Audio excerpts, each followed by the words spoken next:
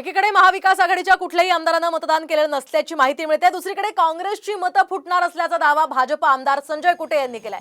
तर काँग्रेसची 4 मतं आम्हाला मिळणार आहेत असं काँग्रेसच्या आमदारांनीच आम्हाला सांगितलंय, अशी प्रतिक्रिया संजय कुटे यांनी दिली आहे।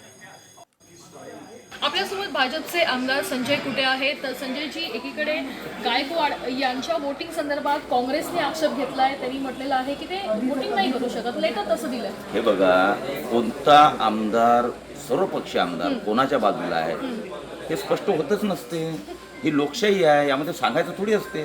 आता मी कोणाला मतदान करणार हे मी कसं काय सांगणार? त्यामुळे तो आपला मतदानाचा आमचा अधिकार आहे सदस्यांचा, तो आम्ही आमच्या पद्धतीने बजावू। पण 100% आमच्याकडे संख्याबळ आहे, महाविकासाकडे संख्याबळ नाही आहे। आता तुम्ही जर काँग्रेसचे 37 आहे, त्यांचे 16 आहे, त्यांचे 12 आहे, याच्या व्यतिरिक्त कुठे मतदान आहे त्यांच्याकडे? तेच तो घोडेबाजार करतायत, तेच तो तोडफोड करतायत, तोडफोड करण्याचा प्रयत्न करतायत। कोट्यवधीचे उड्डाणं त्यांचे चाललेले आहेत।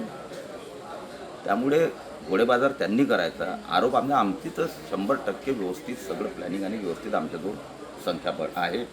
त्यांनी त्यांचीच काळजी घ्यावी, आमची काळजी करण्याची आवश्यकता नाही। काँग्रेसचे आमदार जर म्हणत असतील तर मला 4 नाही 10 येऊ शकतं।